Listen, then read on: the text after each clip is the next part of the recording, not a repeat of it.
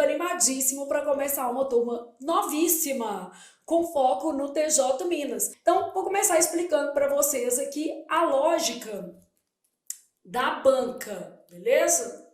Então, vamos pegar uma folha em branco para a gente trabalhar esta linda banca MS Concursos. O que eu observei fazendo provas, tá? Então, fazendo provas da banca, muitas questões de teoria. Então, teoria gramatical, o que é letra, o que é fonema. Desculpem, conceitos relacionados, né, a aspectos gramaticais. Então, a gente vai ter que dar um pouco mais de ênfase a esses conceitos, tá? Então, o nosso curso, obviamente, ele vai ter essa ênfase nesses aspectos que são importantes. Sempre eu vou fazer o seguinte, gente. Eu vou terminar, por exemplo, eu dei fonética. Aí, na sequência, eu vou fazer uma lista de exercícios da MS Concurso de Fonética.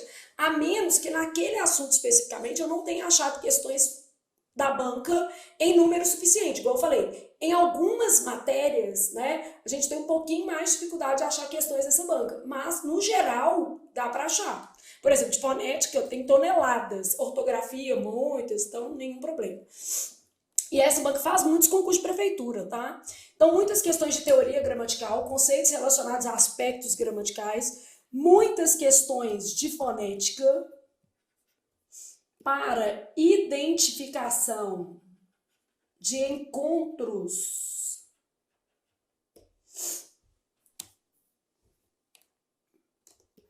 de letras, dígrafo, ditongo. Nesta base aqui, a gente sabe que essa banca já tem um hábito, que é de considerar ditongo crescente, que é aquele caso de proparoxítona eventual. A gente vai fazer uma questão dessa hoje, tá? E várias ao longo do curso.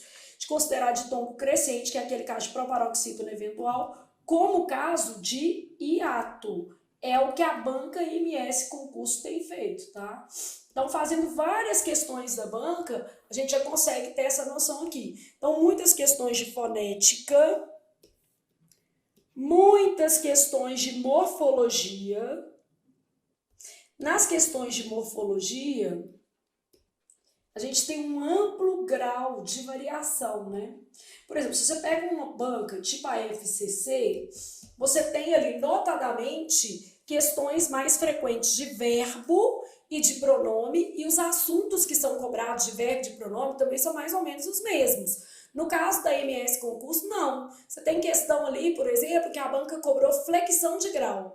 Em outra prova, ela cobrou plural de composto. Em outra prova, ela cobrou identificação de classes. Então, realmente, são questões muito mais variadas, o que vai nos dar a obrigação de estudar um pouquinho mais esses conteúdos ou passar pela morfologia com um pouco mais de detalhe. Então, aqui a gente precisa de um detalhamento maior, porque a gente tem desde questão de flexões de grau, por exemplo. Hoje nós vamos, inclusive, fazer uma. A questão é até simples, gente. Sabe uma coisa que eu percebi nessa banca? Ela cobra com um nível de profundidade baixo, tá? Essas questões não são complexas, não são difíceis. Só que, ao mesmo tempo, ela traz uma diversidade maior de conteúdos para a prova. Então, por exemplo, flexão de grau, plural de composto, os de feminino. Se bobear, cai um coletivo, tá? Ainda não peguei não, mas eu só fiz umas 300 questões da banca, que foram as que eu estava selecionando para o curso da gente. Mas eu vou fazer outras ao longo do processo, né? Vão sair outras provas da banca, a gente vai corrigindo aqui também. Então, flexões de grau, plural de compostos, femininos, conectores, carga de preposição, emprego de pronomes, eu vi de tudo. Então, bem variado mesmo, tá? Então, muitas questões também de classificação de oração, orações coordenadas. Aqui é engraçado que ela sempre usa uma tirinha. Vocês vão ver que há questões lá de tirinha, aí a gente já pressupõe que haverá cobrança de alguma coisa da base de interpretação de texto. E quando a gente vai resolver a questão, não tem nada a ver. Basicamente, a gente só tem gramática da questão. Então, muitas questões de classificação de oração, estou fazendo um top 5 aqui, tá? Para a nossa prova. E para fechar esse nosso top 5, a gente tem muitas questões de emprego de palavras, beleza? O que é essa questão de emprego de palavras? Uso de onde, aonde, por quê, parônimos gerais, né? Tipo mandado e mandato.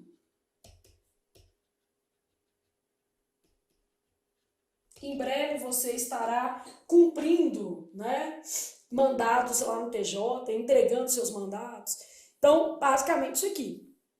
Bom, não temos como mudar a banca, já sabemos basicamente o perfil dessa banca, menos interpretação de texto, então pouca interpretação de texto, muita gramática, mas as questões são superficiais, cobrança superficial, mas assuntos mais variados. Aqui, ó, cobra superficialmente, só que tem uma diversidade maior de assuntos. Ainda mais uma prova grande, né? Explora a literatura, geralmente pelo menos 2 questões na prova.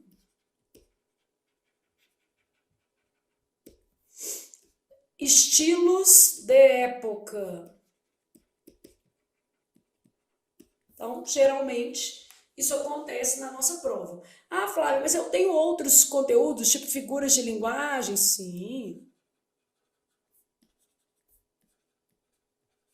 Tudo pode cair, só colocando aqui o que é mais importante, tá? E aí, gente, a partir desse desenho, eu tenho certeza de que você irá gabaritar as 25 questões da sua prova. Por quê? Nós vamos treinar dentro do que a banca faz. Toda vez que eu terminar uma matéria, eu vou fazer questões da MS Concurso com vocês. Eventualmente eu vou complementar com alguma outra lista ou alguma questão de outra banca, mas o nosso foco vai ser fazer questões da sua banca, para que você saia daqui realmente conhecendo a banca. Nós vamos fazer diversas provas completas ao longo do nosso curso. Aí uma prova nova faremos. Então, eu tenho certeza de que vai dar tudo certo, beleza? Então, é só estudar que as coisas vão acontecer para você. E agora, para a gente conhecer a banca, nós vamos aqui, ó. Começaremos com uma prova de 2022. Há provas de 2023, já separei, vamos fazer no nosso curso, tá?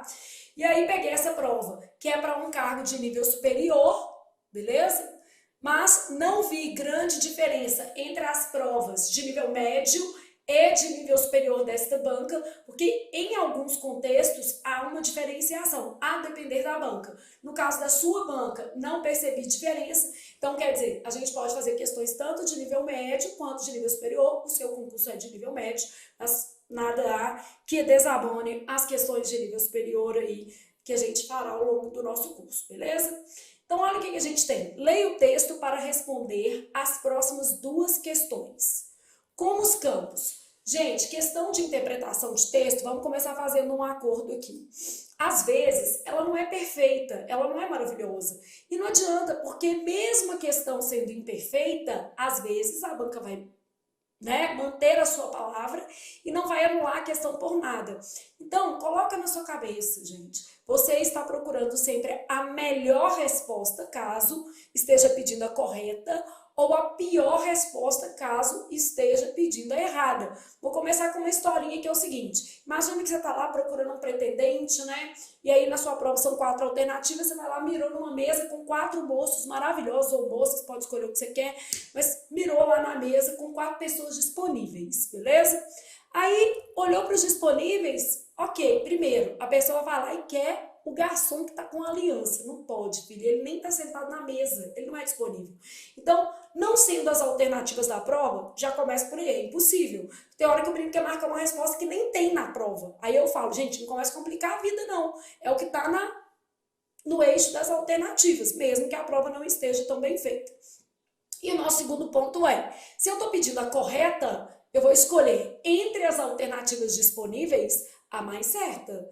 Então, escolhe lá o concursado, de preferência aquele menino que passou num concurso top, né? Se eu estou escolhendo a pior alternativa, entre as alternativas, eu vou avaliar qual é a que menos condiz com o enunciado. Por que eu estou te explicando isso? Porque às vezes uma questão de texto, gente, ela não é maravilhosa, mas a gente lê o texto ali e fala assim, beleza, isso aqui é impossível, então é pior. Isso aqui está totalmente adequado para o texto, então é a melhor. E assim a gente consegue gabaritar as provas da MS Concursos, beleza? Então vamos nos ater a esse primeiro texto. Leia o texto da Marina Colassante. Esse texto é até um texto bem infantil, na minha opinião, para a prova, né? Eu prefiro provas que vão cobrar lá um texto mais compatível com a idade, mas enfim. Preparavam-se aqueles jovens estudiosos para a vida adulta, acompanhando um sábio e ouvindo seus ensinamentos. Então, eu tenho jovens se preparando para a vida adulta, acompanhando um sábio e ouvindo o quê? Os ensinamentos. Marquem os pontos mais importantes do texto. Esses pontos, gente, que são pontos de sentido, eles são dados normalmente por substantivos. Então, se você se ativer aos substantivos do texto, você com certeza conseguirá compreender o seu sentido básico e fazer ali uma boa análise. Porém, como fizesse cada dia mais frio, com o adiantar-se do outono, deles se aproximaram e perguntaram. Então, por conta do frio, eles perguntaram ao sábio, né? O que eles perguntaram para o sábio? Senhor, como devemos vestir-nos? Vistam-se como os campos, respondeu o sábio. Os jovens então subiram a uma colina e durante dias olharam para os campos. Depois dirigiram-se à cidade, onde compraram tecidos de muitas cores e fios de muitas fibras. Então foram lá, né, fizeram uma compra enorme com tudo quanto é pano que eles acharam lá. Levando cestas carregadas, voltaram para junto do sábio. Sob o seu olhar, abriram os rolos de sedas, desdobraram as peças de damasco e cortaram quadrados de veludo, e os emendaram com retângulos de cetim. Aos poucos foram criando, em longas vestes, os campos arados, o vivo verde dos campos em primavera. Então, eles reproduziram o que eles viram na roupa, tá vendo? Eles foram emendando ali para formar a imagem que eles viram lá do alto. O pintalgado da germinação. E entremearam fios de ouro no amarelo dos trigais, fios de prata no alagado das chuvas. Que beleza, hein? Mostrando aqui um gasto. Até chegarem ao branco brilhante da neve. As vestes suntuosas, quer dizer, muito luxuosas, estendiam-se como mantos. O sábio nada disse. Mas o fato de ele não dizer nada, né, também não quer dizer nada. Ele podia estar até gostando. Só um jovem pequenino não havia feito a sua roupa. Esperava que o algodão estivesse em flor para colhê-lo. E quando teve os tufos, os fiou. E quando teve os fios, os teceu. Então, esse daqui aguardou instruções da própria natureza. Lembrando que o sábio falou assim, ó, vista-se como os campos. Então, na verdade, observando os campos, ele percebeu o que o campo dava em cada momento ali. Depois, vestiu sua roupa branca e foi para o campo trabalhar. Arou e plantou. Muitas e muitas vezes sujou-se de terra e manchou-se do sumo das frutas e da seiva das plantas. A roupa já não era branca, embora ele a lavasse no regato. Plantou e colheu. Então, arou e plantou, plantou e colheu. A roupa rasgou-se, o tecido puiu-se. O jovem pequenino emendou os rasgões com fios de lã. Costurou os remendos onde o pano cedia. E quando a neve veio, prendeu em sua roupa mangas mais grossas para se aquecer. Agora a roupa do jovem pequeno era de tantos pedaços que ninguém poderia dizer como havia começado. E estando ele lá fora de uma manhã, com os pés afundados na terra para receber a primavera, então o outono já tinha passado, o inverno já tinha passado e ele estava ali esperando para receber o quê? A primavera. Eis o que acontece. O pássaro o confundiu com o campo. Então aqui, ó, vista-se como campo, se o pássaro o confundiu como campo, quer dizer, ele alcançou o objetivo do sábio. Ele foi reconhecido como parte integrante do campo, tá? E veio pousar no seu ombro. Ciscou de leve entre os fios, sacudiu as penas. Depois levantou a cabeça e começou a cantar. Ao longe, o sábio, que tudo olhava, sorriu. Então, quando ele sorriu, né, os meninos chegaram com mantas suntuosas, ele nada diz. Beleza. Quando ele viu que o pássaro, né, esteve ali com o menino, entendendo-o como parte do campo, ele olhou tudo isso e sorriu, como quem dá uma anuência àquele fato, ou seja, como quem concorda com aquela postura. Então, vestir-se como campo seria respeitar, né, o tempo da natureza e não propriamente comprar todos os tecidos que existiam no mundo. De acordo com o texto, assinale a incorreta. Gente, se eu quero a incorreta, eu quero a pior de todas. No meu caso, se eu tivesse lá paquerando os 4 moços disponíveis, porque o com aliança não pode, né? O povo fala assim, mas não pode por quê, gente? Normalmente não pode, mas se você quiser namorar o de aliança e ele quiser também, não tem nada a ver com isso. Mas alguém pode acabar mal nessa história, no mínimo chorando e sofrendo. Né? As músicas sertanejas que o digam, né? Porque é só sofrimento. Mas enfim, vamos lá. Se eu estivesse lá procurando a pior, para mim, pior é moço sem dente. Então, sem dente não ia rolar de maneira alguma. Realmente, isso aí está além da minha capacidade de aceitação e que é muito ampla. Mas sem dente eu não ia conseguir.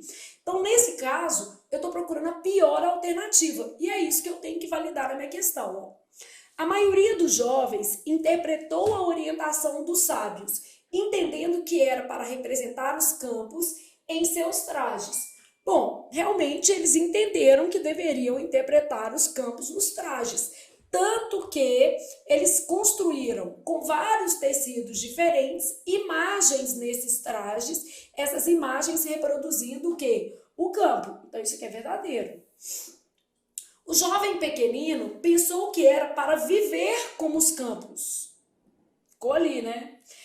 Passando por suas mudanças no decorrer de cada estação. Bom, isso aqui é possível. Ele viveu como campo, plantou, arou. Então a ideia de vestir-se foi entendida por ele metaforicamente. Ai, Flávia, mas eu não entendi muito isso não. Então deixa assim branco. Quem realmente se vestiu como os campos foi o jovem pequenino. Essa vírgula não é muito boa não, tá? Vamos dar uma corrigidinha na prova também. Porque aqui está separando o sujeito do predicado. Mas, provavelmente, isso aqui é verdadeiro, porque o sorriso do velho sábio foi para o jovem pequenino. Mas vou lá na letra D de deve estudar. O sábio se vestiu como os campos. Não, o sábio estava lá para dar conselho. O sábio não se vestiu como os campos. O que é comprovado pelo fato de ele ser confundido com o campo. Quem passou por isso aqui foi o jovem pequeno. Então, essa daqui é o nosso moço sem dente. Ainda que eu considere essa palavra aqui meio forte ou meio descontextualizada, eu vou aceitar. Ainda que exista uma vírgula entre esse sujeito predicado nessa alternativa, como ela é de interpretação de texto, eu vou aceitar e não vou fazer cara feia para a banca, porque cara feia é fome, não vai adiantar. Então, não adianta você ficar olhando ali para a banca e falar assim, não concordo, beleza, gente, tem coisa muito pior no mundo, tem gente morrendo de fome. Então pensa comigo, não adianta fazer cara feia para isso aqui, tá? Então a pessoa vai ter que aceitar a questão e basicamente entender que aqui, ó, é o jovem pequeno que se vestiu como os campos, o que é comprovado pelo fato de ele, aqui ó, agora a roupa do jovem pequeno era de tantos pedaços que ninguém poderia dizer como havia começado. E estando ele quem? O jovem pequeno lá fora, uma manhã, com os pés afundados na terra para receber a primavera, um pássaro o confundiu, o jovem pequeno. Aqui, ó, vendo a cadeia de anafóricos, ó, o jovem pequeno, ele o confundiu com o campo e veio pousar em seu ombro. O sábio olhava tudo e sorriu. Então, neste caso aqui, a gente percebe que a perspectiva do sábio é uma perspectiva de observador. E nesta prova da MS Concurso, com 10 questões, apenas esta questão é de interpretação de texto. Todas as demais serão questões de natureza gramatical. Então, nossa resposta à questão, letra D, de devo estudar até passar no concurso da minha vida. Depois, eu tenho o seguinte: referindo-se a encontros vocálicos, as palavras do texto estudiosos, sábio, estudiosos, frio, poucos, são respectivamente. Quando eu comecei a fazer a questão, olha como é que eu fiz. Sábio. Por quê? Se tem acento no vizinho, eu deixo o final juntinho. E eu sei que isso aqui é uma paroxítona terminada em ditongo crescente. É assim que a gente costuma ver essa palavra. E eu sei que quando eu procuro essa palavra no dicionário, muitas vezes eu vou encontrá-la assim, ó, sábio. Por que eu vou encontrar essa palavra com esses dois pontos aqui? Marcando que é possível se fragmentar esse ditongo, transformando-o em hiato. Só que olha como é que a banda toca. Eu fiz várias questões da MS Concursos e em todas as questões ela considerou a palavra, foi logo como proparoxítona e considerou esse encontro como hiato. Então, por exemplo, considerando a sua banca, eu diria o seguinte: paroxítona terminada em ditongo crescente, para ela tá fora de moda, para a sua banca. Até o presente momento, 3 de maio de 2023, pegando questões dos últimos 4 anos da sua banca, tá? Porque eu peguei questões dos últimos 4 anos para resolver. Deram mais ou menos 300 e poucas questões nos últimos 4 anos de língua portuguesa da sua banca. E ainda vou fazer mais, mas assim, tomando essas questões como exemplo, eu percebi que para a sua banca, isso aqui está fora de moda. Então, cada banca é de um jeito, tem problema? Não, a gente aceita. Fora de moda para a MS Concursos, ou seja, não é para todas as bancas, a maioria, inclusive, não vai considerar assim, não. Aí, na hora que eu estava fazendo a questão, obviamente eu queria que isso aqui ficasse junto, mas fui fazer o resto, ó. Estudiosos. Aqui, claramente, um hiato, beleza? Fui fazer a palavra frio, claramente, um hiato. Fui fazer a palavra poucos, eu sei que na palavra poucos eu tenho um ditongo, poucos, ok? Então eu tenho que as palavras aqui são respectivamente. A resposta que eu queria não tinha, mas eu sabia que essas duas eram hiato e a última era ditongo. Então eu fui procurando assim, ó, hiato e ditongo, só podia ser essa. Aí eu deduzi o que aconteceu aqui, ó. Ó, beleza, a banca considerou que a palavra deve ser uma proparoxítona e eu já fiz outras questões da banca. Então, ela já trouxe em outras a palavra proparoxítona, não escreveu nem eventual. E hiato.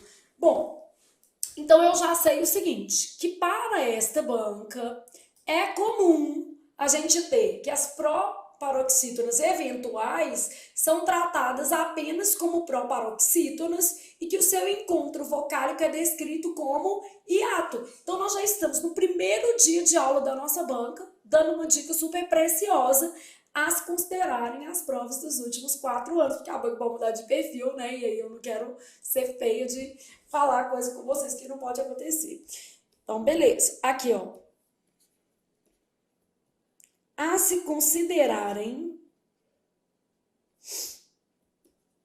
as provas anteriores da banca, as palavras paroxítonas terminadas em ditongos crescentes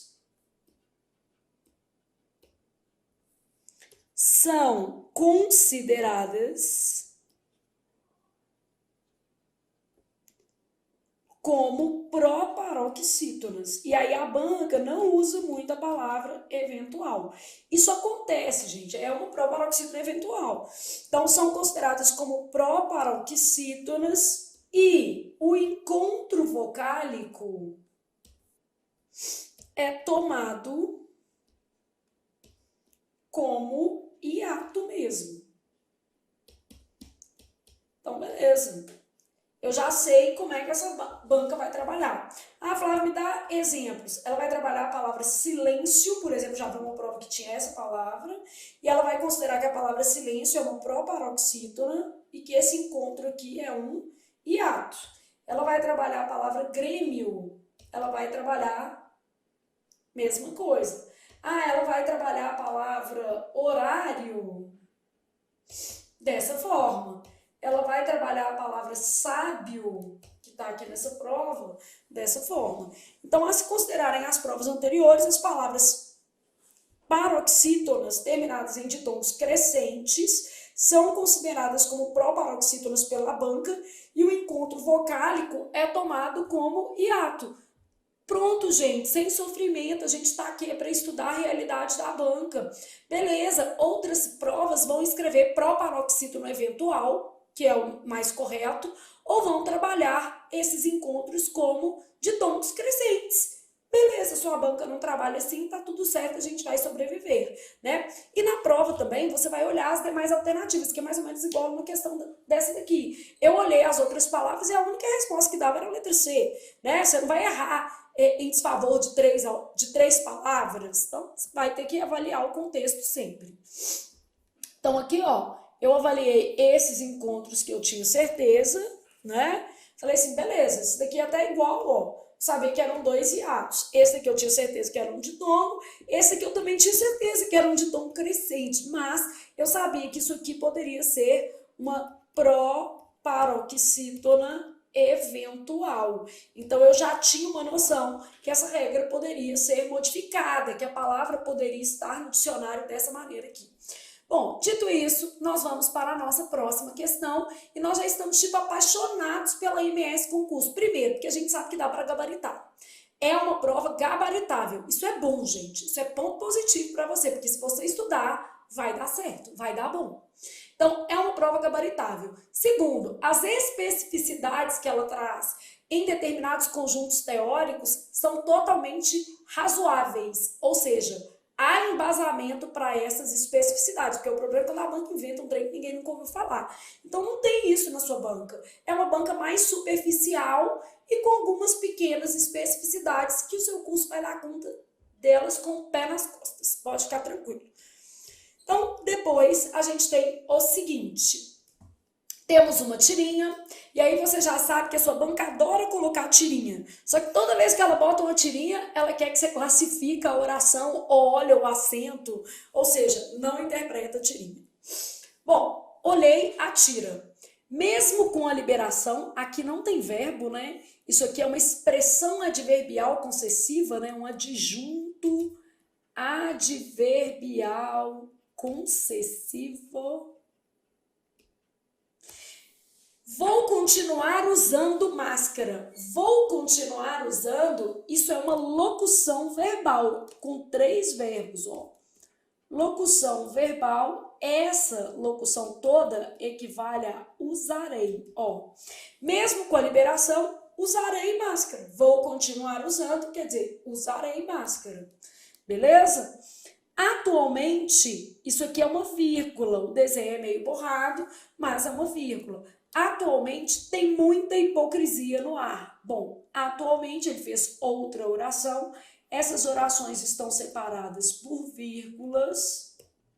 Aqui a gente tem um coloquialismo, né? Tem muita hipocrisia. Esse tem é um traço de oralidade, é informal isso aqui, né? Teria que ser para formalizar, há muita hipocrisia. Vamos lembrar o que acontece aqui, porque a gente está aqui para revisar, né? O verbo ter não pode ser usado com valor existencial. Então, são orações separadas por vírgulas. O verbo ter é um traço de oralidade ali, né? Ele pode ser substituído pela forma haver. Então, o verbo ter não pode ser usado com valor existencial. Eu poderia trocar por há muita hipocrisia no ar. São verbos que constituem uma locução verbal vou continuar usando, logo eu tenho um período composto por duas orações independentes entre si. Se essas orações são independentes, a gente já sabe que a relação é de coordenação. Se elas estão separadas apenas por vírgula, eu já sei que é uma coordenação assindética. O que é uma coordenação assindética? Com ou sem conector, gente? Uma coordenação assindética é uma coordenação sem conector. Então, no quadro temos duas orações coordenadas assindéticas, verdadeiro. Assindéticas porque sem conector. Elas estão separadas apenas por vírgulas. Então, já sei que a minha resposta é a letra A de amo estudar português. Um período simples, uma oração absoluta. É o sonho de toda mulher, né, gente? Ser única no período. A gente não quer ser nem única para sempre. A gente só quer ser única no período. Nosso sonho é ser uma oração absoluta. Reinar sozinha em um dado período de tempo. No caso aqui, o que seria um período simples? Apenas uma oração. Como eu tenho dois núcleos verbais, né, vou continuar usando, que é uma locução, e o tem, que está empregado inadequadamente, mas é uma forma verbal, são duas orações. Toda oração se constitui em torno de um verbo ou de uma locução verbal. Se eu tiver mais de um verbo, né, e esses verbos não estiverem constituindo locução, ou se eu tiver mais de um verbo e uma locução verbal, por exemplo, eu vou ter um período que composto. Então, período simples, oração absoluta, constituído por uma única oração. Vamos dar exemplo, porque a gente está aqui para aproveitar e exemplificar essas coisas. Pode ser até com mais de um verbo, só que esses verbos vão constituir uma locução. Vamos supor que eu pegasse isso aqui e colocasse assim, ó, mesmo, que fica, né, aqui, ó, mesmo com a liberação, vírgula, vou continuar usando máscaras. Isso aqui é um período simples, porque apresentou apenas uma estrutura verbal. Então, isso é uma locução verbal, o nosso período é simples. Então, no caso, uma oração é constituída em torno de um verbo ou de uma locução verbal. Então, a partir de um verbo ou de uma locução verbal. Beleza? Duas orações subordinadas adverbiais. A primeira coisa que eu já vou te dizer é que isso aqui é impossível. Imagina que eu estou num período subordinado, tá? Se o meu período é composto por subordinação, alguém tem que mandar nessa palhaçada. Então, ó, um período que é composto por subordinação, essencialmente, ele precisa de um negócio chamado quem manda. Ele precisa da oração principal. É claro que eu posso ter um período com duas orações subordinadas, só que desde que eu tenha uma terceira oração considerada oração principal. Então, onde houver um negócio chamado subordinada, haverá um negócio chamado principal. Eu preciso de uma oração denominada principal. Então, o meu período ele só tem duas orações. É um período composto por duas orações. Se eu estou chamando as duas de subordinadas adverbiais, quer dizer que tem alguma coisa errada. Eu preciso que uma seja a principal e a outra seja a subordinada. Então, vamos exemplificar isso aí.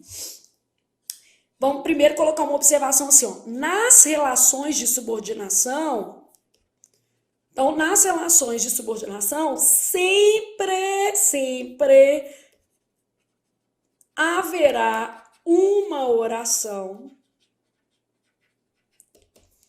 denominada principal. Se eu tenho a subordinada, eu tenho a principal, beleza?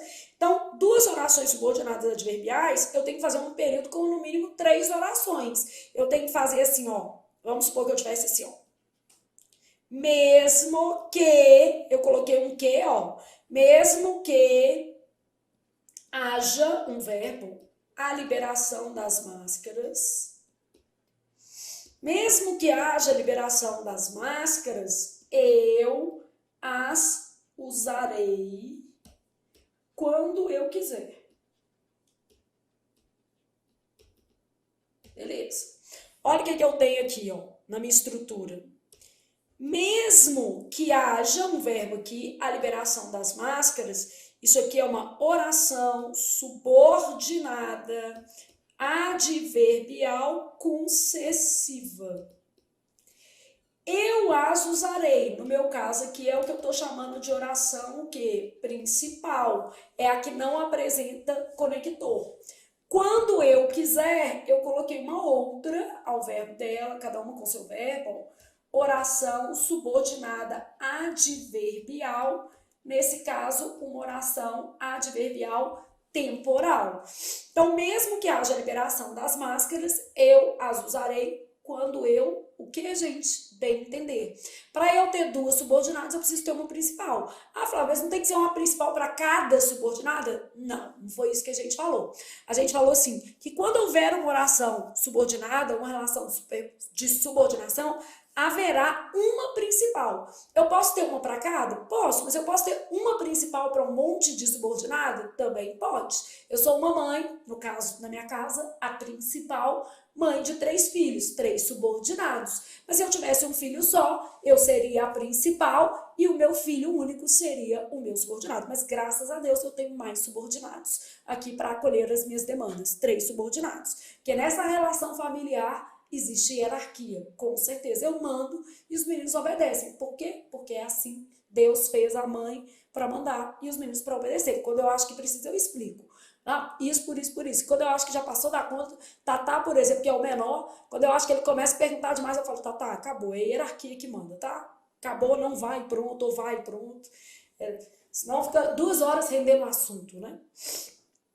Bom, orações coordenadas sindéticas. O que são orações coordenadas sindéticas? São aquelas que apresentam o quê? Conector. Então, eu vou colocar um período em que as duas são sindéticas, ó. Ora, estudava com videoaulas, tudo junto, sem hífen. Ora, lia materiais de apoio. As coisas se complementam. Então, ora estudava com videoaulas, ora lia materiais de apoio. Então, no caso aqui, as duas orações são independentes, portanto, elas são coordenadas, e sindéticas porque são introduzidas por conector. Coordenadas são sempre orações independentes. E sindéticas são as orações introduzidas com conector. Eu costumo brincar e falar assim, ó, relação de coordenação é casamento. Porque o ideal é que não exista dependência. Cada um tem o seu dinheiro, cada um tem a sua vida e ninguém depende de ninguém. É uma relação de coordenação. E relação de pai e filho é uma relação de subordinação. Pai e mãe mandam e o filho acata. Então, é uma relação de subordinação. Só para você gravar aí um pouquinho. Dito isso, nós já podemos passar para a nossa próxima questão. E toda vez que nós estivermos aqui fazendo questões, né, nosso objetivo vai ser revisar, gente. O nível de detalhamento é importante, porque você vai aprendendo e fixando aquelas matérias, né? Quanto à flexão de grau do adjetivo, aí o menino olhou para isso e falou assim, não, pelo amor de Deus, não é possível que a minha prova vai cobrar grau. Pois é. A MS Concursos é uma banca fácil, vou de novo, é totalmente viável gabaritar a prova, mas ela cobra assuntos aleatórios. Então não é igual uma FCC que toda prova vai ter uma questão de verbo, uma questão de pronome e não vai inventar a moda de cobrar às vezes umas coisas que são muito estranhas à gramática de todo dia, ou seja, ao uso padrão da língua. Já a MS Concursos vai cobrar. Não tem problema, porque ao longo do nosso curso nós vamos estudar todos esses conteúdos. Então, quanto à flexão de grau do adjetivo, relacione a coluna 1 com a coluna 2 e marque a alternativa correta. Antes, tá? Esquece isso aqui, eu vou fazer um quadrinho para vocês. Adjetivo, que é a nossa base ali.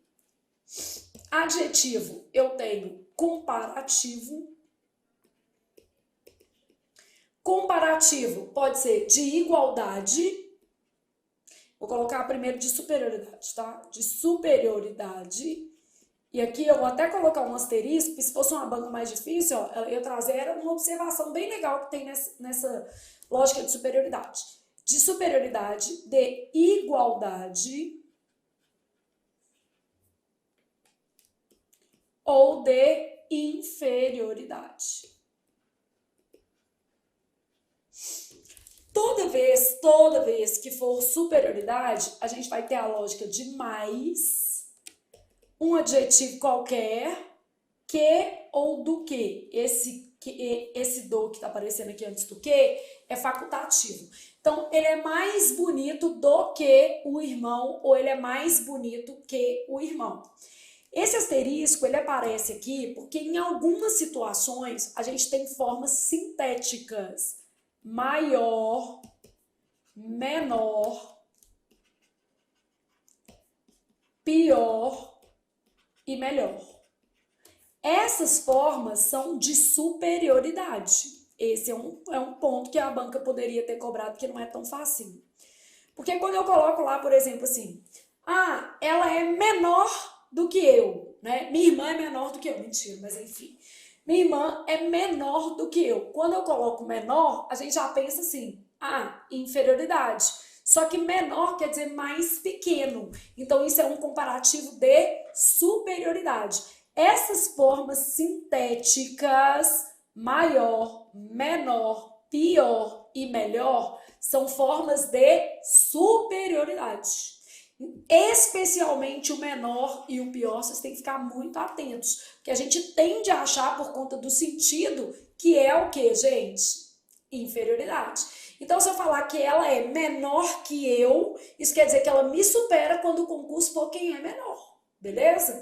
Se eu falar que ela é pior que eu em português, se o concurso é quem é pior em português, ela é ganhadora. Então, pior quer dizer mais ruim. Menor quer dizer mais pequeno. Então, essas palavras trazem mais dentro delas. São formas sintéticas, beleza? De superioridade. Como são formas sintéticas de superioridade, ali está implícita a noção do mais, ok? Então, isso aqui chamando a sua atenção, não foi cobrado nessa prova, mas poderia cair, né?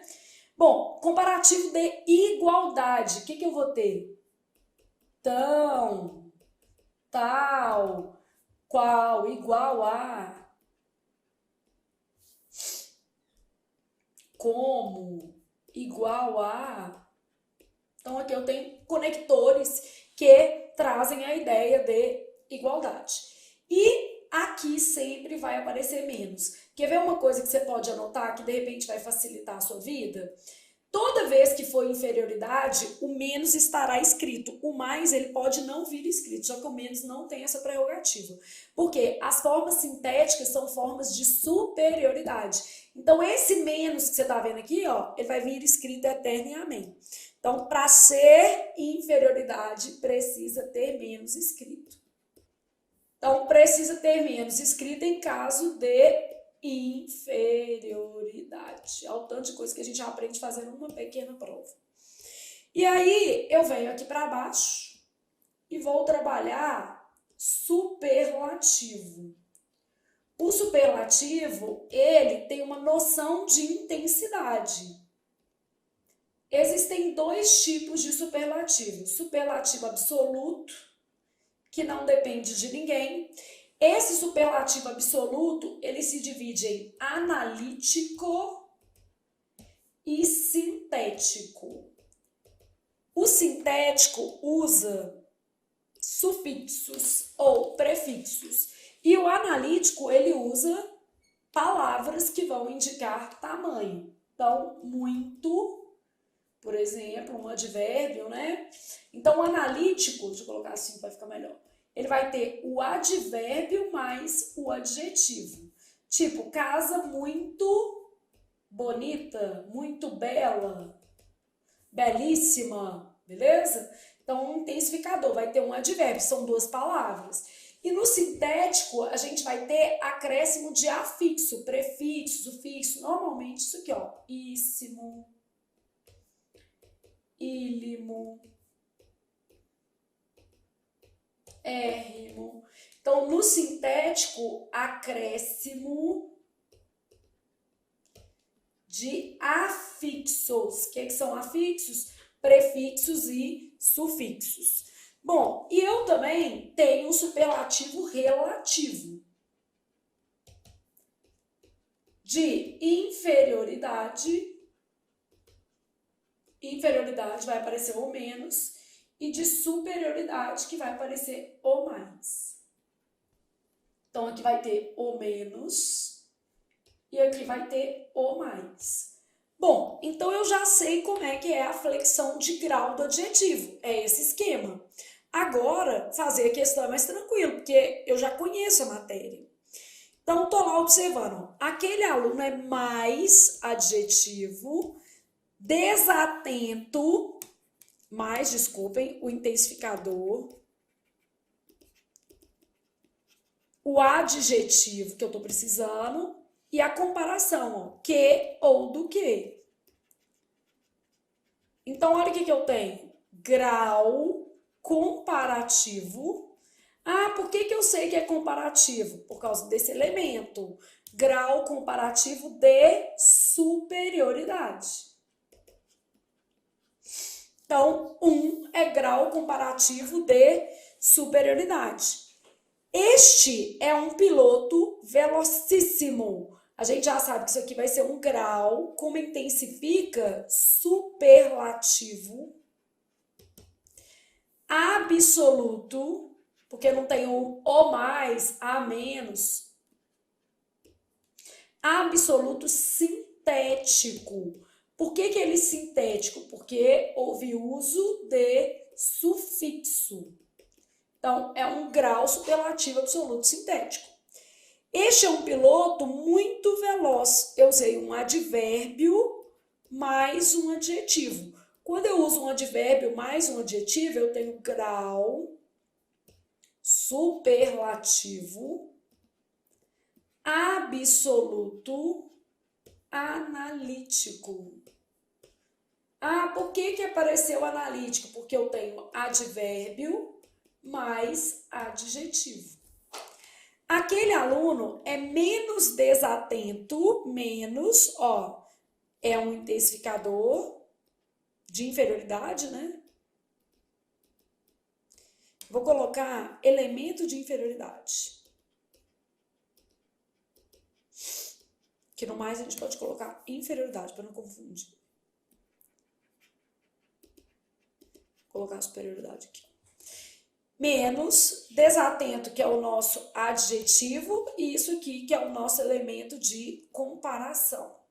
Como eu achei esse do que, eu tenho grau comparativo, né?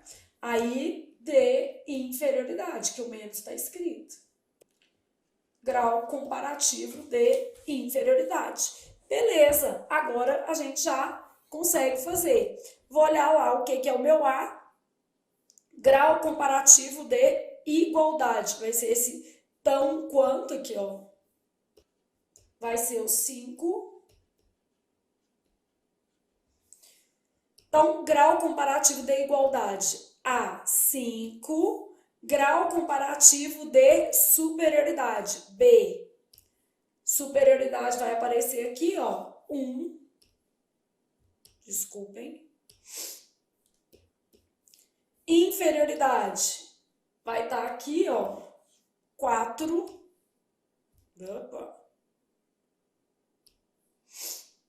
C, 4. Absoluto sintético, 2. E absoluto analítico, 3. É 3. Então, estou procurando um A5, B1, C4, D2 e E3. São várias questões na MS Concurso de ligar os pontos. Beleza, são questões tranquilas. É o que eu tô falando com vocês. Se vocês olham essa questão aqui, ela é uma questão que um aluno que estudou, gente, vai agradecer a Deus por ela ter caído, porque ela é fácil, né? Ela só precisa de um conhecimento teórico simples. Então, resposta letra B, de bom continuar estudando. Depois, referindo-se a palavras, sílabas, divisão e tonicidade, marque V ou F para verdadeiro ou falso, conforme o caso. Essa é uma questão de conceito. Então, nesta prova, por exemplo, havia duas questões de conceito. Sílaba é um fonema ou um grupo de fonemas emitidos num só impulso da voz. Impulso expiratório. Bom, Flávia, a sílaba pode ser um fonema só? Uai, se eu tiver uma sílaba com uma única letra, é possível, né? Então, isso aqui existe? Existe. Eu posso ter a sílaba como sendo a representação de um som único. Então, é possível. Ah, é o mais comum? Claro que não, né? Mas é possível sim. Então, a sílaba pode ser um fonema? Pode, ou pode ser um conjunto de fonemas. Vamos só para vocês terem uma ideia de que a sílaba pode ser um fonema. Vou pegar um artigo, né? Ah, beleza? Artigo. Sílaba única. Né? Um monossílabo átono. Então, nesse caso aqui, ó, esse A é um monossílabo átono. Ou grupo de fonemas, é o mais comum, emitidos num só impulso de voz. Isso é o mais importante. Incluindo, né, a lógica expiratória, porque você vai verbalizar isso aí. Ok. Então, isso aqui que está aqui é verdadeiro. Se você não tivesse muita segurança, o ideal é que você lesse os demais. Na língua portuguesa, a sílaba se forma necessariamente com uma vogal, a que se agregam ou não semivogais ou consoantes. O núcleo da sílaba é sempre uma vogal. Em português não existe não existe sílaba sem vogal. Então aqui, ó, na língua portuguesa, né?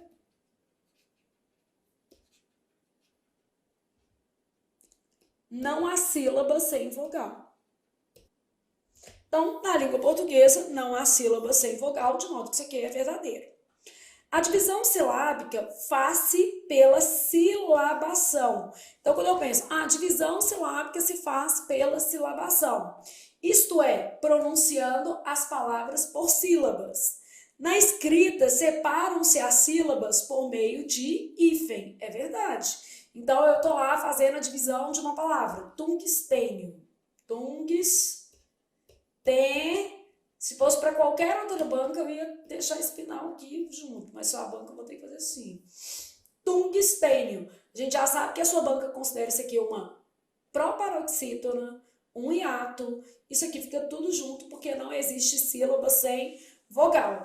Então, a divisão silábica se faz pela silabação, em que as sílabas são pronunciadas. E na escrita, essa silabação é marcada por hífen, tanto que quando a gente faz a translineação muda de linha, coloca hífen. Na escrita, não se separam letras representativas da mesma sílaba. Até aqui é verdade, se está na mesma sílaba, não pode ficar separado. Não se separam letras que representam ditongos, verdade. Tritongos, verdade. Hiatos, mentira. Hiatos são duas vogais em sílabas, o quê? Separadas. Então, os hiatos apresentam vogais em sílabas separadas. Então, esse finalzinho aqui não estava certo, não, né? Então, vamos pegar a própria palavra hiato de exemplo. Então, esse daqui, falso. Esse aqui, verdadeiro. Então, hiato são duas vogais em sílabas separadas, beleza? Bom, de modo que a nossa sequência vai ser a letra A. De amanhã vou estudar conceitos de sílaba, fonema, grafema, morfema, porque eu posso ter uma questão com um embasamento um pouco mais conceitual e será necessário que eu domine, por exemplo, qual que é a diferença de fonema para grafema, né? Fonema é uma perspectiva sonora e grafema é uma perspectiva gráfica. Então, é a representação gráfica dos fonemas. E aí a gente vai trabalhando isso aqui também ao longo do curso. Só para você já ir conhecendo a sua banca, dando a ela uma identidade. Nessa prova com 10 questões, a gente tem 2 de conceito, tá? Bom, aí uma bem simples de aplicação direta das regras. Marque a alternativa incorreta. Você quer o ascendente, ó. Sobre a classificação dos verbos quanto à predicação verbal. Flávia, o que é predicação verbal, minha filha? Predicação verbal, fazendo um resuminho bem simples, tá? Também é chamada de transitividade. A gente vai ver isso detalhadamente ao longo de todo o curso, né? A gente vai fazer muita questão.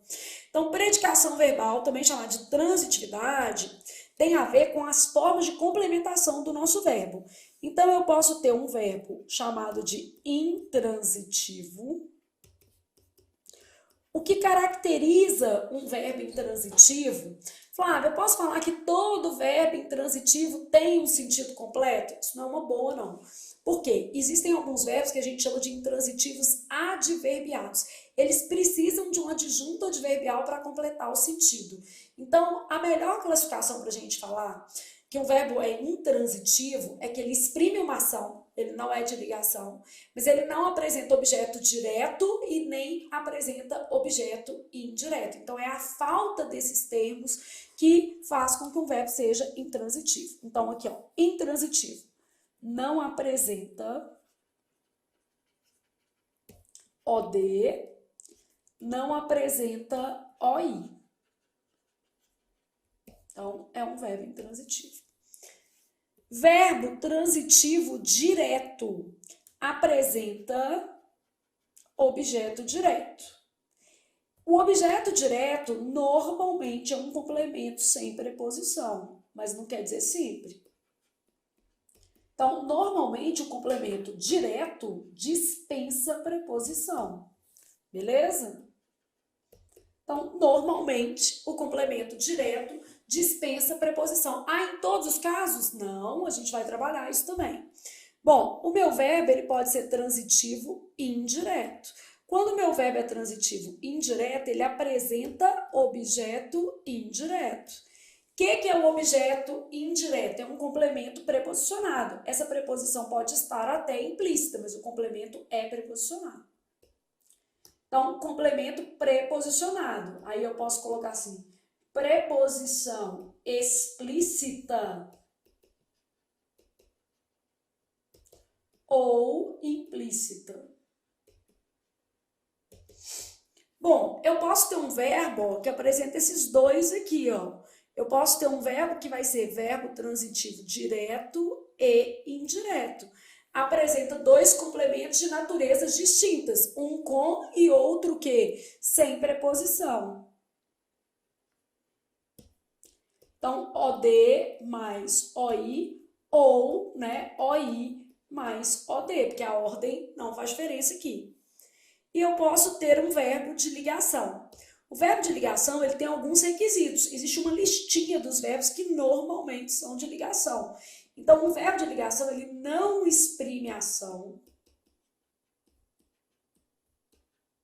Então, não pode ser um verbo que exprima ação, beleza?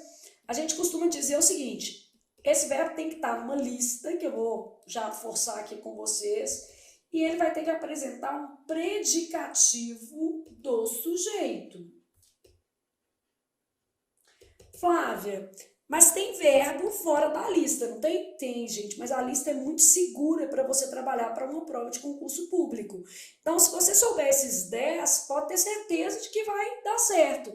Então, assim, a lista, ela vai te ajudar. Existem outros? Sim. Então, vamos começar por aqui. Existem verbos fora da lista? Sim. Eles são importantes para a sua prova? Não. O que a gente vai estudar aqui vai ser suficiente para a sua prova. Pode ter certeza disso, tá? E aí depois você vai falar, olha, não, beleza, isso aqui... É porque cada estudo tem um objetivo, né? Você está estudando, por exemplo, uma reflexão sobre a língua, é um negócio. Aqui você está estudando com foco numa prova. Então, a gente conhecendo a sua banca, vai dar tudo certo. A gente vai estudando a banca para poder te dar o máximo de segurança de que aquele conhecimento ali vai ser o suficiente, tá? Porque não dá para estudar tudo, né? Então, aqui, ó, a gente tem ser, estar, que você já vai começando a pegar esses verbos. continuar. Sempre isso aqui, ó. Verbo de ligação não exprime, tá? Então, ser, estar, permanecer, ficar. Continuar, parecer, tornar-se, viver, andar, virar no sentido de estar. São os principais verbos aí quando a gente avalia a lógica de verbo de ligação. Nosso top 10, tá? Isso aqui costuma ser mais do que o suficiente. Vou deixar aí de vocês falar assim, existem outros. Sim, o verbo pode ser eventualmente empregado como verbo de ligação. Bom, o que eu quero que você saia daqui hoje sabendo neste esqueminha? Que depois a gente vai ver até uma questão de conceito que é bem legal. A transitividade de um verbo, ou a predicação de um verbo, ela varia em função do contexto. Então não é assim, este verbo nasceu intransitivo, vai morrer intransitivo. Não. Ele tem ali uma inclinação para intransitivo, mas ocasionalmente eu posso usá-lo de outro modo e vice-versa. Então a transitividade, ela pode ser alterada em função do contexto. Então o contexto, ele tem impactos aqui na transitividade. E aí a gente vai colocar isso. Então a predicação verbal depende do contexto. Beleza? Então, quando a gente pensa na predicação verbal, ela depende do contexto. Bom, então, verbo intransitivo. Aqui, ó, vamos supor que eu tivesse esta frase aqui. Ela fala muito.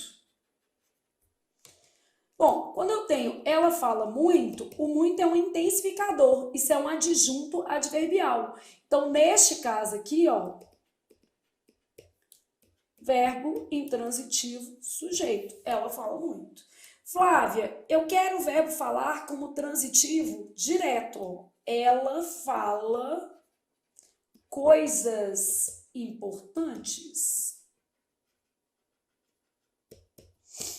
Fala algo. Verbo transitivo direto. Indireto, ó, ela fala aos alunos. Isso aqui, objeto indireto.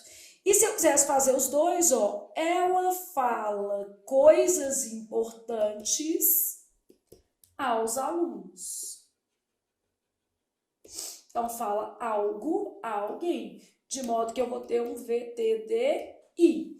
O falar não é um verbo típico de ligação, então não faz muito sentido a gente exemplificar com isso. Eu preciso desses aqui, ó.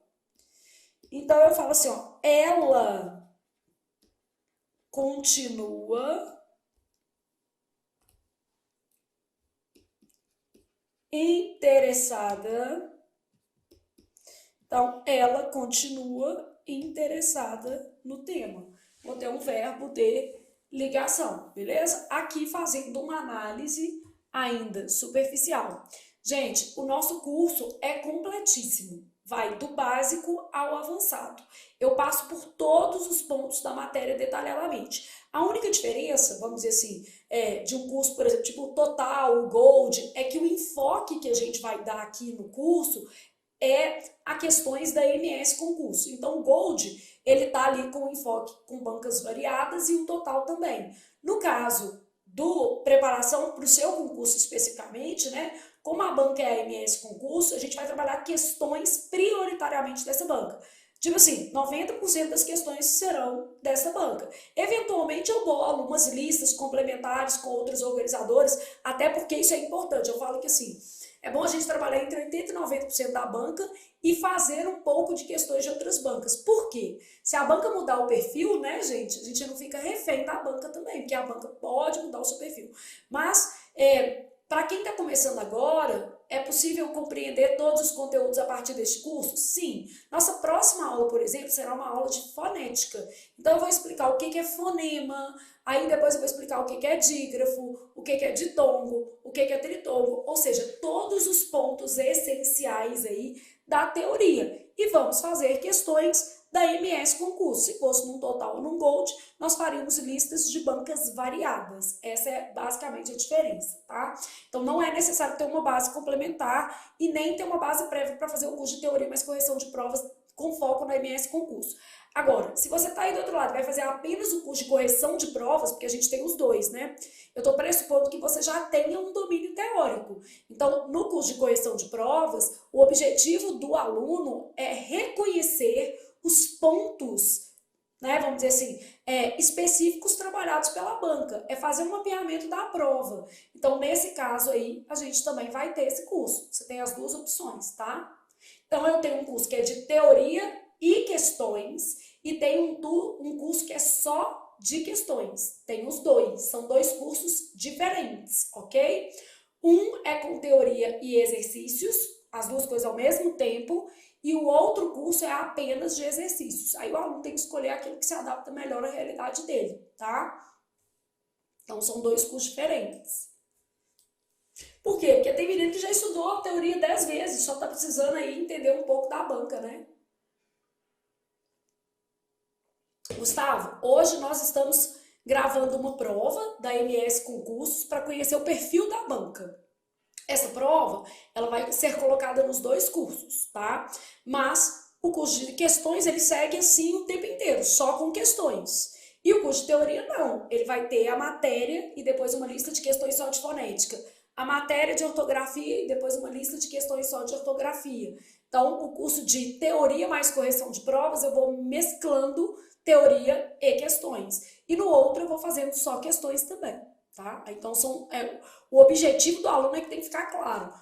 Eu preciso do embasamento, teoria mais correção de provas. No outro, eu preciso apenas me familiarizar com a organizadora, tá? Bom, então, resumido isso, então no curso a gente vai revisando as questões assim, ao longo de todo o curso, beleza? E aí a gente vai para a questão, ó, nossa questãozinha aqui, voltando. Marque a alternativa incorreta sobre a classificação dos verbos quanto à predicação. Quando eu falo a água está fria, está é um verbo da minha lista, está acompanhado de predicativo do sujeito. A água é o sujeito sintático, eu tenho um verbo de ligação, beleza? Logo, verdadeiro isso aqui. Fui e voltei. Eu fui, sujeito oculto, né?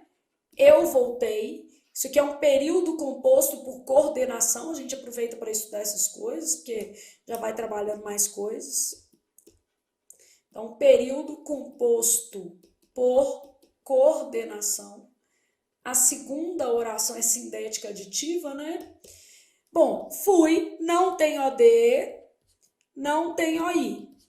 Voltei, nada de OD, nada de OI. Logo, verbo intransitivo, beleza? As crianças, sujeito, tornaram-se rebeldes. Rebeldes, qualidade do sujeito. Então, nesse caso, eu tenho um predicativo do sujeito. E isso aqui é um verbo de ligação, beleza? A empresa, sujeito, fornece comida aos trabalhadores. No caso aqui, a empresa fornece algo a alguém. Se eu tenho que a empresa fornece algo a alguém, o meu verbo é transitivo direto e indireto. Por quê? Ele tem dois complementos de naturezas o quê? Distintas. Como esses complementos são diferentes, eu vou chamar o meu verbo de transitivo direto e indireto. Então, questão 6, letra D, de deve estudar. E essa matéria, gente, de predicação verbal, ela é muito explorada em prova. Por exemplo, nesta prova aqui, você tem uma outra questão que cobra a mesma matéria, tá? Então, vamos lá observar isso aqui, ó. Sobre os termos integrantes da oração. A primeira coisa que o menino tinha que ter na cabeça é isso aqui, ó. Olha o menino pensando, nossa, eu não sei nem o que é isso. Ele tinha que ter uma noção dos termos da oração. Tinha que falar assim, beleza, abriu um lequezinho na cabeça dele. Aí, termos da oração, ele pensou, existem os termos que a gente vai chamar de essenciais. Quais são esses termos essenciais? Sujeito e predicado são chamados termos essenciais. Existem os termos integrantes, e só pelo nome, ó, eles integram, quer dizer, eles realmente fazem falta dentro da frase. Termos integrantes, objeto direto, objeto indireto, complemento nominal e a maioria dos autores ainda vai colocar agente da passiva. Ah, minha banca considera agente da passiva? Considera, porque apareceu até na questão. Então, termos integrantes. Eu ainda tenho termos acessórios. Acessórios são os dispensáveis, tá vendo? O que vão ser os termos acessórios? Adjunto, adverbial, adjunto, adnominal, aposto. Ô Flávia, tá faltando um termo, vocativo, tá aqui embaixo. A gente fala que o vocativo, como ele se refere diretamente ao ouvinte, ele não é nem essencial, nem integrante, nem acessório. Então, o vocativo é um termo isolado da oração por se referir ao ouvinte. Então, é um termo isolado da oração por se referir ao ouvinte, beleza? Bom, aí volto lá para analisar a minha questão, que é acerca dos termos integrantes. Chamam-se, termos integrantes da oração, os que completam a significação transitiva de verbos e nomes. Isso quer dizer o seguinte, os que funcionam como OD, OI ou complemento nominal, verdadeiro. Integram, complementam o sentido da oração, por isso que eles são integrantes, sendo por isso indispensáveis à compreensão do enunciado. Verdadeiro, porque somente os termos acessórios são dispensáveis à compreensão do enunciado. A gente pode até colocar isso. Somente os termos acessórios são dispensáveis à compreensão do enunciado.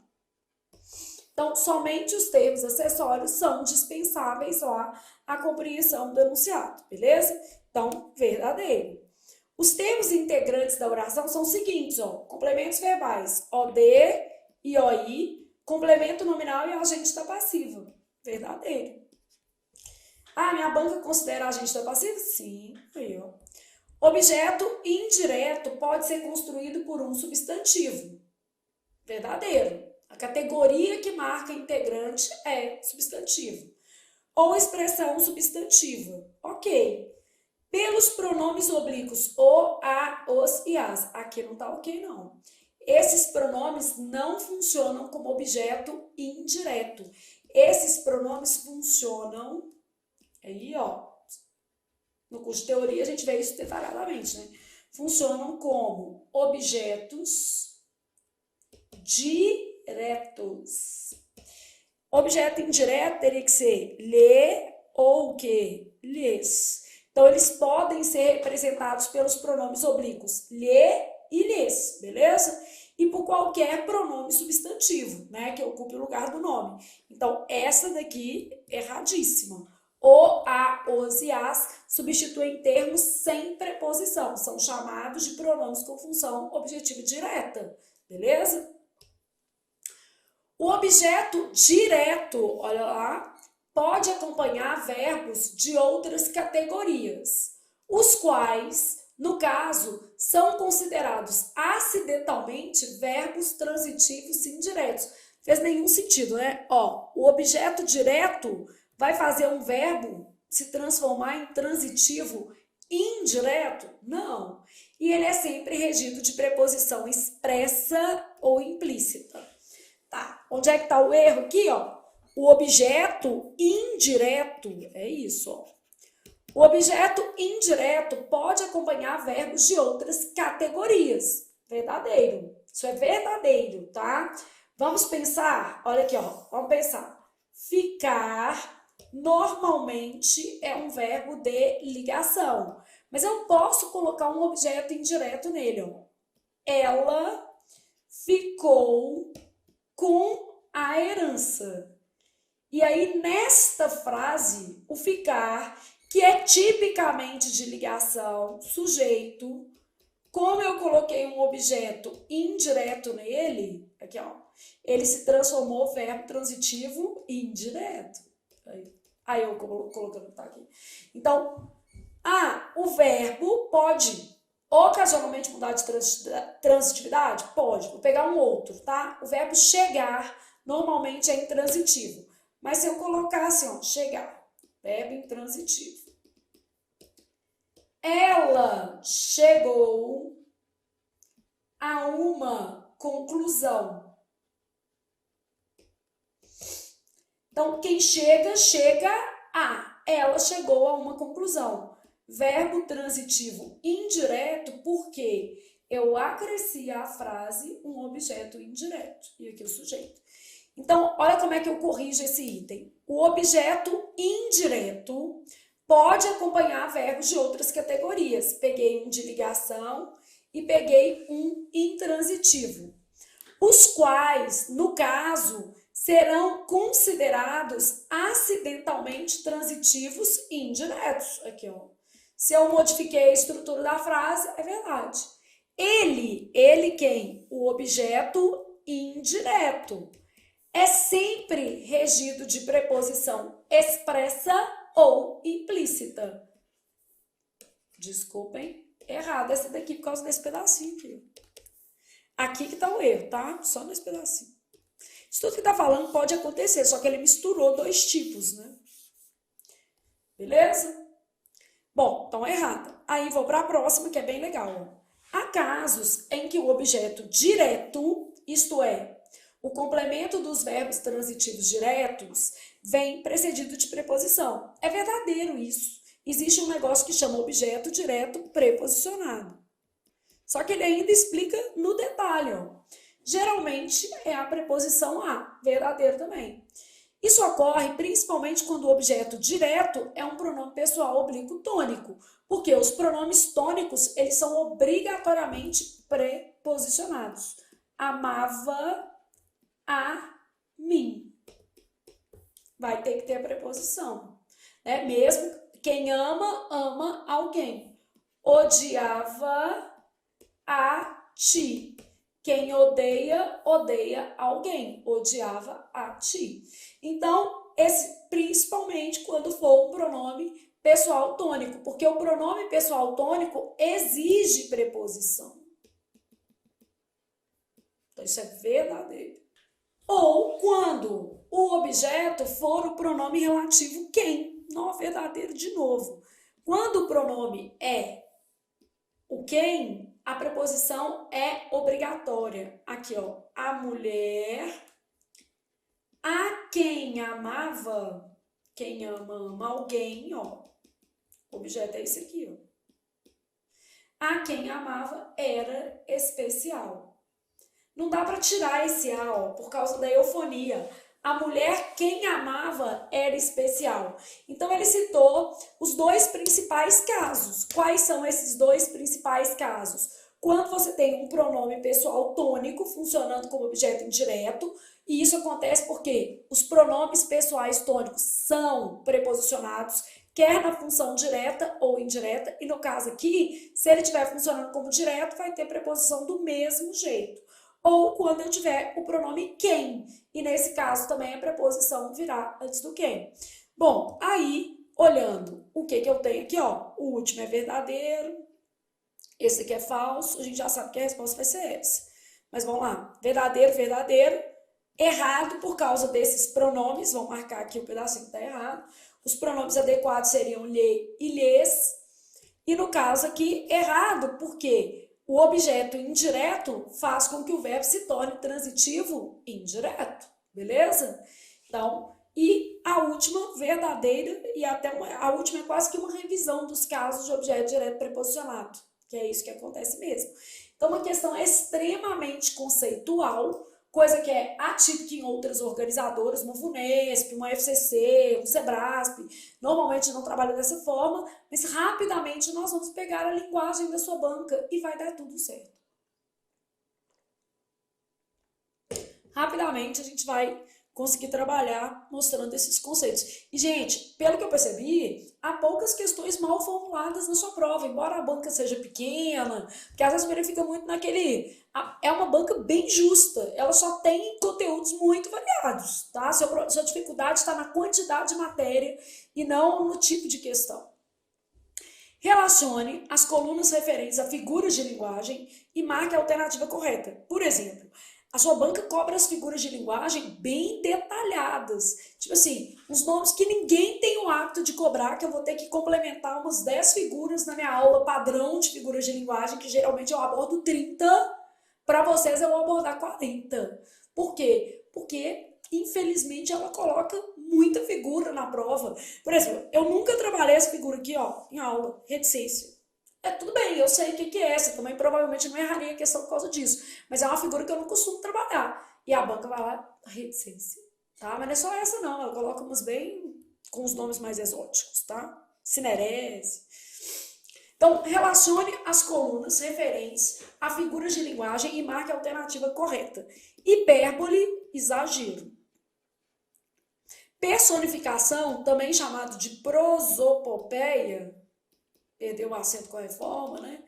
Consiste em dar vida a seres o quê? Inanimados. Então, atribuição de características humanas a seres inanimados. Então, atribuição de características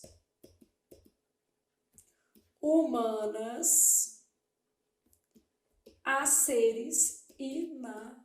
Reticência é uma figura que sugere continuidade, prolongamento do raciocínio. Então, continuidade. Retificação, o próprio nome já está falando, corrigir, né? Então, uma correção. Inversão, uma figura também chamada de hipérbato, tem a ver com a alteração da ordem direta, também chamada de ordem canônica. Então, hipérbole é um exagero, né? Por exemplo, se eu falasse assim, desde quando nasci queria ser funcionário público. Não é muito verdade, a gente vai pensando nisso no meio do caminho, entendendo as vantagens e, obviamente, as desvantagens de toda escolha, né? Então, desde quando nasci é um pouco de exagero, né? Na maternidade, nossos destinos estavam entrelaçados, lá da música Exagerado, claro que não, né? Nossos destinos foram cruzados na maternidade, claro que não, é uma hipérbole, isso aí é só uma forma de exagerar a conexão entre duas pessoas.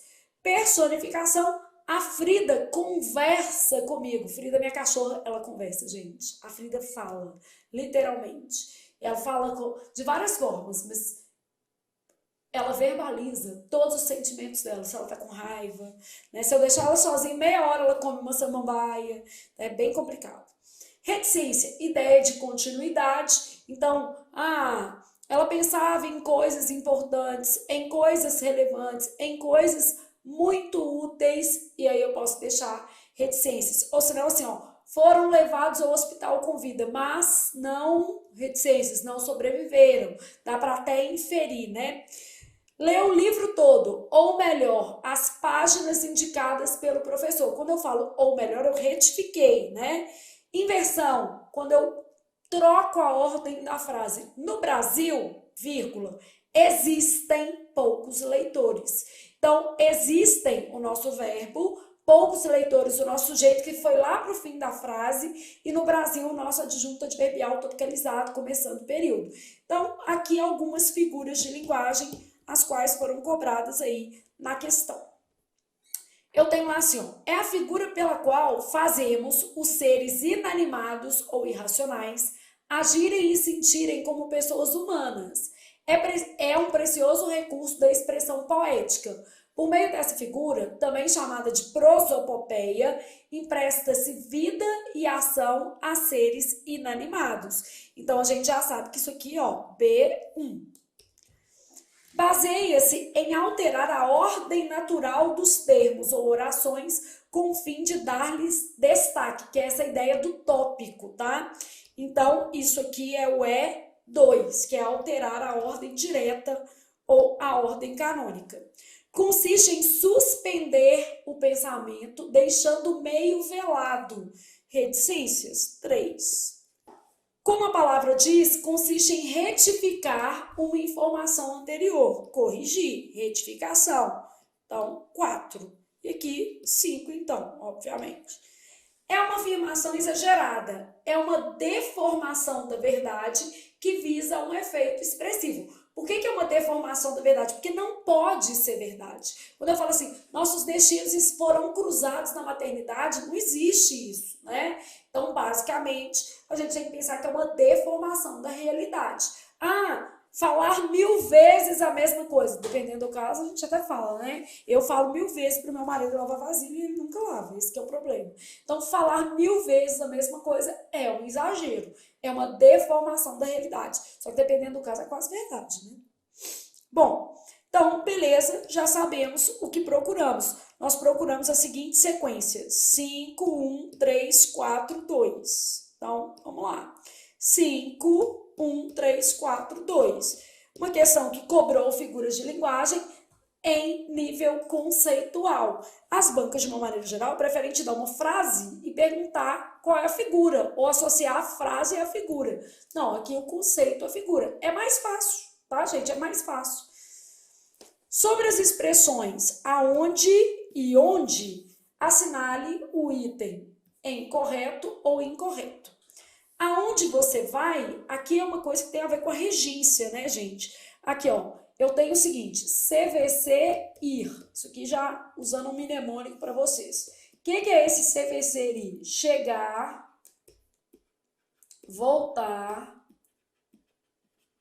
comparecer, ir e retornar. Então, chegar, voltar, comparecer, ir e retornar é o meu CVC ir, tudo por uma boa viagem, né? Esses verbos exigem a. Então, eles exigem a preposição a. Então, eu uso aonde nesse contexto de exigência da preposição a. E eu uso onde quando o verbo exigir a preposição em. Quem que normalmente pede em? Morar, residir, estar, ficar, domiciliar, permanecer. Esses verbos pedem em. Onde e aonde só podem ser usados para lugar. Então, esses dois aqui só podem ser usados para lugar. Aonde, com essas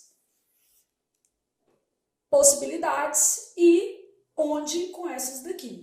Então, ô Flávia, eu posso aplicar o que dá a ideia de movimento, porque eu já ouvi falar assim, ó, a gente usa aonde quando houver ideia de movimento e usa onde quando for ideia de lugar fixo.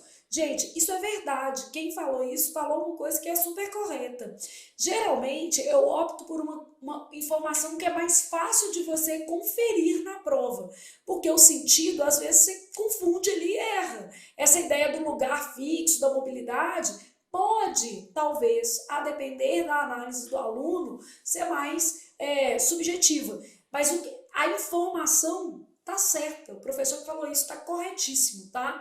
Então, a preposição a, ela está ali associada à ideia de mobilidade e a preposição em está associada à ideia de lugar fixo. Só que eu sou mais de dar regência. Chegar, voltar, comparecer, ir e retornar, que é o CVC ir, vão exigir a preposição a. Isso quer dizer que eles indicam mobilidade, tá? Pode até colocar, não tem problema não. Acrescentar é sempre bom. Tanto que é tudo por uma boa viagem. E o em dá uma ideia de lugar o quê? Fixo. Beleza, só que a gente conferindo pela regência, a gente não erra nunca. Então, esse que é o ponto, né? Fica sempre certo. Bora lá pensar, então, no que a gente tem. Ó, aonde você vai? Quem vai, vai a. O verbo ir tá aqui, ó. Ele é esse aqui. Então, certo. Vou colocar C, certo. Você sabe onde ir com isso? O verbo é ir. Então, tem que ser aonde ir. Errada. Sei bem onde você quer chegar. Quem quer chegar a. Aonde você quer chegar. Então, chegar a. Errada. Onde você está? Está em. Certa. Encontrar um menino onde? Quem encontra alguém em algum lugar, certa. Não sei onde vou comprar o material. Quem vai comprar em algum lugar. Porque aqui o verbo é o comprar, tá? Isso é uma locução verbal. E a gente olha o último. Então, vou comprar o material em algum lugar. Essa daqui era uma pegadinha, né? Quando for uma locução verbal, a regência deve ser observada sempre no último verbo. Então, analisa-se a regência do último. Então, quando for uma locução verbal, analisa-se aí a regência do último verbo, de modo que essa daqui vai estar certa. Bom, vou lá procurar minha resposta. Somente duas erradas, né? Aqui, ó, tudo correto, errado. Lá era para pôr I, eu pus porque eu sou teimosa. Eu gosto mais de esperança. E a nossa resposta vai ser de Deus ajuda menino que senta e estuda um pouquinho. Por quê? Porque Deus está ocupado com a guerra, né, gente? Guerra na Ucrânia, gente passando fome, muita coisa para Deus preocupar. Né? Então, vamos lá. Seu concurso ele já te deu a possibilidade de estudar. Então, bora fazer a sua parte. Bom, estas são algumas características de qual estilo literário. Aí o menino tá assim, oi? Onde que é? Isso aqui, Flávia, que flash foi esse que eu perdi? Nas provas da MS Concursos, são comuns questões de estilo literário. Nós vamos estudar isso aqui e essa matéria é fácil, chega a ser muito fácil. Então, não precisa se preocupar. Bom, em linhas gerais, vou colocar para você assim, ó, o modernismo, existia uma preocupação com o nacionalismo, existia uma preocupação com o regionalismo, existia uma preocupação com o gosto popular, e é uma ruptura de estéticas, né? Então, vamos tirar a necessidade de rima, né? Rupturas com outros padrões estéticos, maior flexibilidade, antropofagia, pega alguma coisa de outra cultura, vai e remodela. Então, existem os elementos aqui. Realismo, né? Um dos nossos maiores autores realistas, Machado de Assis, por exemplo. Flávia, mas o Machado de Assis também era romântico. Ele escreveu algumas obras românticas, né? Do estilo de época romântico, mas ele se destacou mesmo com obras do realismo naturalismo, tá? Então, Machado de Assis aí inaugura o realismo no Brasil junto com outros autores, Raul Pompeia, né, Aloysio Azevedo, que também vão traçar essa dinâmica realista, naturalista no Brasil. Bom, o próprio nome já está te falando. O que é o realismo? Gosto pelo real. Objetividade analítica. Os personagens são muito avaliados psicologicamente, né? Então, na análise dos personagens, determinismo, cientificidade, vou colocar cientificismo. Isso tudo estava dentro da lógica do realismo. Arcadismo, então você vai ter lá Antônio Gonzaga, Cláudio, esqueci o sobrenome dele, mas eu adoro os textos, Árcades, as ninfas, as musas, né? O arcadismo vai marcar uma estética clássica, né? Ele também é chamado de neoclassicismo. Então, quando a gente pensa aqui no arcadismo, a gente tem uma valorização da natureza, do bucólico, estética clássica retomada, né? Então, a gente tem ali esse tipo de movimento dentro da lógica do arcadismo. Cláudio Manuel da Costa, agora que eu lembrei. Adoro os poemas do Cláudio Manuel da Costa. Valorização da natureza, valorização de elementos mitológicos, tipo as ninfas, né? Um certo bucolismo, uma estética clássica retomada, essa associação, por exemplo, do amor impossível com a pedra, né? Ó pedra dura e enternecida. Isso é um poema do Cláudio Manuel da Costa. O simbolismo, o próprio nome já fala, né? O simbolismo, ele aparece ali, gente, antes do pré-modernismo e depois do realismo naturalismo. Imagina que a gente está cheio de realidade, né? Tipo assim, o que é cheio de realidade? As personagens agora estão aparecendo com todo tipo como é que eu posso dizer? Todo tipo de angústia que é próprio do ser humano, com todos os defeitos que são próprios dos seres humanos. E esses defeitos estão ali caracterizando esses personagens, estão permeando a narrativa. E aí, de repente, a gente percebe o seguinte, gente, é tão real, é tão real, é tão real que incomoda. E aí, a gente busca outras estéticas que são menos afetas aí ao real. Nascem aí algumas estéticas como o simbolismo, aí a gente tem outros movimentos ali que vão trazer, vamos dizer assim, essa desconexão, essa descontinuidade com a realidade, né? Cubismo, dadaísmo, e surgem vários movimentos posteriores aí à estética realista e à estética naturalista. Esses movimentos não duram muito, mas eles são importantes. No caso aqui, um dos nossos autores mais expressivos do simbolismo é o Cruz de Souza, especialmente com o livro Broquéis, que é uma obra muito boa, vale a pena ler, tá? Então, só para vocês terem uma ideia. Aí eu tenho lá assim, constante aproximação entre a música e a poesia. Utilização de recursos literários, como a literação, assonância, onomatopeia.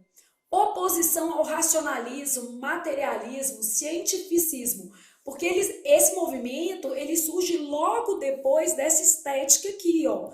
Então é uma oposição a isso. Então, oposição ao racionalismo, ao materialismo, ao cientificismo. Fantasia e mistério. A realidade tem hora que ela dói, né, gente? Misticismo, religiosidade e sublimação. A gente fala muito em poesia nefelibata. O que é uma poesia nefelibata? De ascensão às nuvens, literalmente, é aquela que você se desconecta da realidade, né? Uma poesia que ela trabalha ali o seu aspecto de elevação, de sublimação mesmo.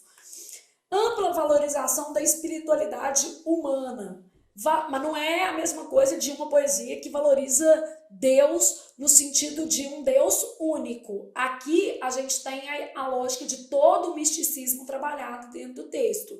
Não é uma poesia barroca, que, por exemplo, tinha na figura de Deus, especialmente considerando um Deus de uma igreja católica, por exemplo, né, o cristão, como sendo o eixo ali da temática, né? Pequei, Senhor, e hei de ter pecado, porque quanto maior o meu pecado, maior a graça de vos ter me perdoado, que é o Gregório de Matos lá, tendo o seu acordo com Deus ali e justificando as suas falhas perante a grandeza de Deus. Então isso aí tá lá no barroco. Nesse caso aqui não. No simbólico a gente mistura outros elementos de religiosidade e espiritualidade, mas não o mesmo recurso que se via no barroco, né? Valorização do inconsciente e do consciente humano, né? Essa transição entre o real e o imaginário o tempo todo, rompendo com as barreiras impostas pela realidade, universo onírico, que é dos sonhos, transcendental, produção de obras de artes baseadas na intuição, descartando a lógica e a razão, linguagem fluida e musical, criação de obras de arte valorizando a intuição e descartando, então, essa perspectiva que é mais racional. Bom, isso aqui é o nosso simbolismo, as características já estão aqui em cima, né? Acho que tudo.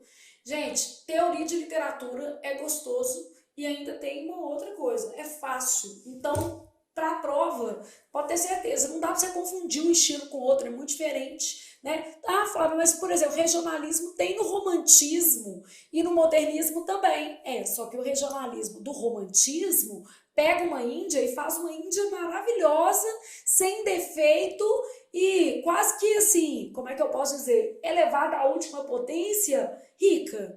E O modernismo já vai trazer uma outra lógica, por exemplo, da situação dos indígenas, que é quase que uma lógica de denúncia social. Ah, mas Flávia, a gente pode pensar em Macunaíma também? Sim, que aí vai trazer outras abordagens também para essa questão regional e para essa questão da identidade nacional. Não é uma identidade romântica, é uma identidade real.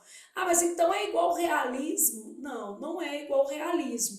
Porque na estética realista, a gente tem pouca abordagem regional, mas tem também. Então, nós vamos estudar em detalhes todas as obras, né, todos os estilos, todos os estilos de época, e caindo na sua prova, eu tenho certeza de que essa não será uma questão que você vai errar. Isso daí você vai amar, você vai adorar essa parte da matéria. E até bom, porque eu gosto muito dessa parte da matéria, a gente tem pouca oportunidade para trabalhar aspectos literários com vocês e às vezes para indicar bons livros. Os livros indicados ao longo do nosso curso são para você ler depois da sua nomeação, que a nomeação vai acontecer. Por enquanto, o negócio é fazer muitas questões da MS concurso mesmo, e aí ter um foco, vamos dizer assim, no seu certame. Gente, é temporário, né? O esforço é temporário, o benefício é permanente. Então, é pensar nisso mesmo. Disciplina não tem a ver com fazer o que você quer a hora que você quer. Disciplina é fazer o que você precisa na hora que você tem que fazer. Lógico, né? Então, estamos aqui, todos nós, disciplinados, dispostos a conquistar o próprio sonho. Hoje uma pessoa me mandou uma mensagem de manhã e eu respondi, eu acho que eu fui até um pouco grossa, mas vou contextualizar para vocês, porque eu acho que a resposta é muito importante.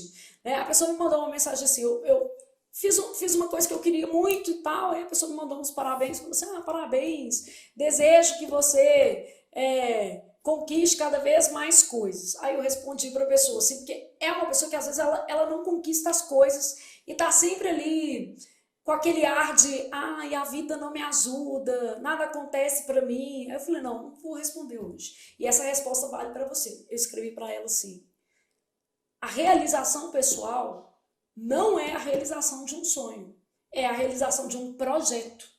Então, realização pessoal, gente, não tem nada a ver com realização de sonho. Tem a ver com projeto, tem a ver com propósito, tem a ver com acordar cedo, dar duro. As coisas não acontecem por acaso. Felicidade é construção. Realização pessoal é construção. Então, construa a sua felicidade. Construa a sua nomeação. Porque ela não cai no colo. É simples assim. E aí, quando às vezes a pessoa vem te dar os parabéns por uma coisa, né, que você conquistou, um grande feito, que foi o caso, beleza, mas eu não vou entrar no mérito do que foi, mas enfim. Às vezes a ideia dela é de que foi quase uma coisa que caiu no meu colo. E não é. Muitas vezes houve ali todo um para trás-mente, usando uma palavra bem exótica, todo um para trás-mente que foi ignorado, porque quem está vendo ali vamos dizer assim, o êxito. Então, nós estamos começando o nosso curso. O êxito virá para você, desde que exista um esforço progresso. Então, esse esforço vai acontecer, vai dar certo, entendeu? Fiquei pensando nisso, e às vezes é necessário a gente mostrar para as pessoas que, às vezes, o resultado não é uma fatalidade, é resultado mesmo. É precedido de muito esforço, de muita dedicação, de muita abdicação, porque às vezes para realizar um grande projeto a gente precisa abrir mão de algumas coisas. E eu não estou falando não viver, que eu sou totalmente contra isso. Mas eventualmente, gente, por exemplo, literatura é uma coisa que eu amo, mas muitas vezes eu abro mão de ler um livro de literatura porque eu preciso corrigir a redação e tá tudo certo, faz parte da minha vida. Eu sou adulta, eu sei lidar com essas frustrações, né? Eu sei que às vezes não dá para fazer tudo que eu gostaria e muitas vezes eu preciso me dedicar ao que eu preciso, né? É natural que seja assim. Então, que você assuma essa responsabilidade de construir a sua nomeação hoje, a partir de agora. Mas não saiu meu edital ainda. Amigo, vamos ser honestos, papo reto. Existem pessoas estudando para esse concurso desde o último concurso do TJ, tá? A pessoa não passou, está estudando desde lá. Então vamos lá, que é difícil acompanhar essas pessoas, mas é possível. Então, aperta o passo para que você também chegue à prova competitivo, beleza?